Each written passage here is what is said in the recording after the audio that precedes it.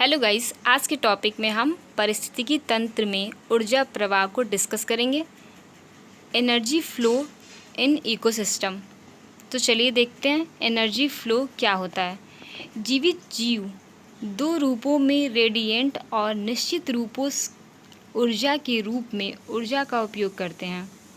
Radiant ऊर्जा विद्युत चुंबकीय तरंगों के रूप में होती हैं, जैसे कि है लाइट। फिक्स्ड एनर्जी विभिन्न ऑर्गेनिक पदार्थों में बंधी संभावित रासायनिक ऊर्जा है, जो उनकी ऊर्जा सामग्री को मुक्त करने के लिए टूट भी सकती हैं।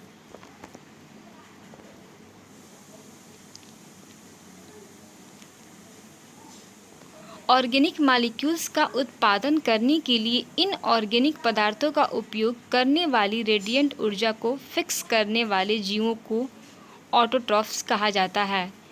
जीव जो एबायोटिक स्रोत में ऊर्जा प्राप्त नहीं कर सकते, लेकिन ऑटोट्रॉफ द्वारा संश्लेषित ऊर्जा समृद्ध ऑर्गेनिक मॉलिक्यूल्स पर निर्भर करते हैं, उन्हें हेटेरोट्रॉफ कहा जाता है।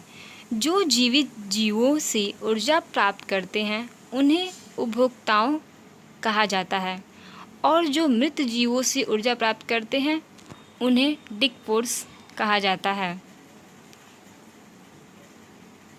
जब पौधे की हरी सतहों पर प्रकाश ऊर्जा गिरती है तो इनका एक हिस्सा रासायनिक ऊर्जा में परिवर्तित हो जाता है, जो पौधों में विभिन्न कार्बनिक उत्पादों में संग्रहित हो जाता है। जब हर्बीवोरस पौधों का खाद्य पदार्थ के रूप में उपभोक्ता करते हैं और पौधों के उत्पादों में गतिशील ऊर्जा में संचित रासायनिक ऊर्जा को परिवर्तित करते हैं, तो ऊर्जा में गिरावट गर्मी में इसके रूपांतरण के माध्यम से होती है।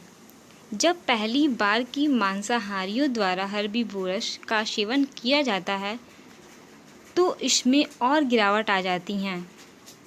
इसी तरह जब प्राथमिक कार्निवोरस को शीर्ष मांसाहारियों द्वारा खाया जाता है तो उसे ऊर्जा एग्रीगेट कहते हैं। अब हम आपको बताएंगे ट्रॉफिक लेवल के बारे में। ट्रॉफिक लेवल क्या है? पारिस्थितिकी तंत्र में उत्पादकों और उपभोक्ताओं को कई खाद्य समूहों में व्यवस्थित किया जा सकता है, जिन्हें प्रत्येक ट्रॉफिक स्तर के रूप में जाना जाता है। किसी भी पारिस्थितिकी तंत्र में उत्पादक द्वारा ट्रॉफिक स्तर का प्रतिनिधित्व करते हैं।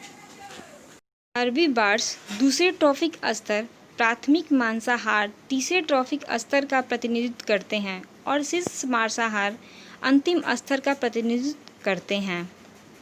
अब हमको बताएंगे फूड चेन के बारे में। खाद्य श्रृंखला।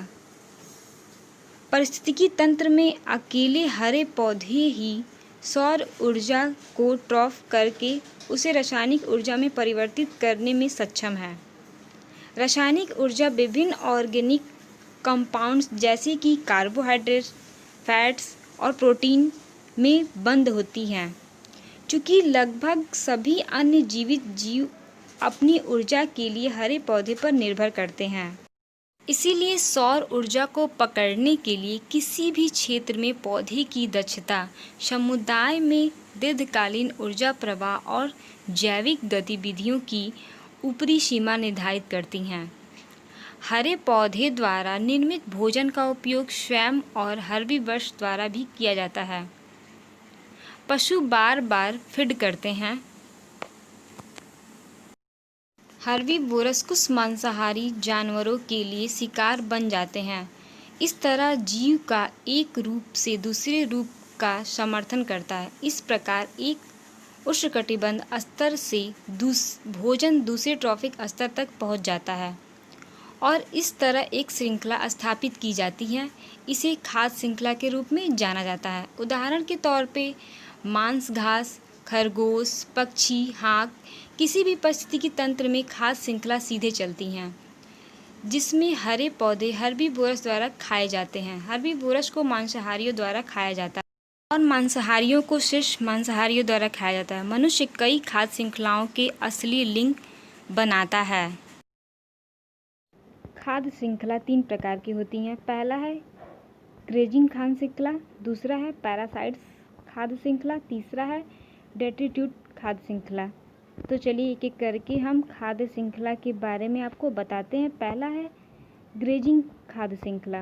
ग्रेजिंग या चरने वाली खाद्य श्रृंखला हरे पौधों से शुरू होती हैं और ऑटोट्रॉफ से यह प्राथमिक मांसाहारियों और फिर माध्यमिक मांसाहारियों तक और उसके बाद हर्बीवर्स तक जाती हैं। दूसरा है पैरासाइट्स खाद्य श्रृंखला। यह बड़े ऑर्गेनिज्म के छोटे तक बिना हत्या किए जाता है। तीसरा है डेट्रीट्यूस खाद्य श्रृंखला।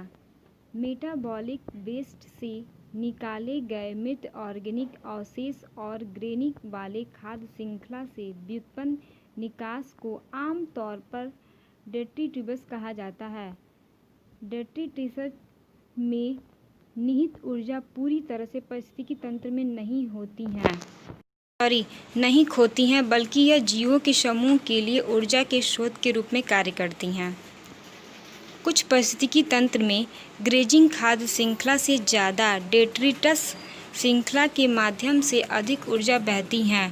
डेट्रीटस खाद्य श्रृंखला में ऊर्जा प्रवाह अलग अलग इकाइयों के बीच एक कदम के प्रवाह के बजाय निरंतर मार्ग के रूप में बनी हुई हैं। डेट्रीटस खाद्य श्रृंखला में कई जीव हैं, जिसमें algae, fungi, bacteria, slime, molds, actinomycetes, protozoa इत्यादि भी शामिल है। आपको बताएंगे वेब भोजन, फूड वेब के बारे में। तो चलिए स्टार्ट करते हैं। फूड वेब क्या होता है? एक पारिस्थितिकी तंत्र में कई खाद्य श्रृंखलाएं मौजूद हैं, लेकिन वास्तव में ये खाद्य श्रृंखला स्वतंत्र नहीं है। पारिस्थितिकी तंत्र में एक जीव पूरी तरह से किसी अन्य पर निर्भर नहीं है। संसाधनों को विशेष रूप से श्रृंखला की शुरुआत में साझा किया जाता है। मांस पौधे, कीड़े, पक्षियों, स्तनधारियों और मछलियों की विविधता से खाया जाता है और कुछ जानवरों को कई शिकारियों द्वारा खाया जाता है। इस प्रकार खाद्य श्रृंखला घास, माउस, सांप, उल्लू में कभी कभी चूहों को सांपों द्वारा नहीं खाया जाता है, लेकिन सीधे उल्लू द्वारा खाया जाता है।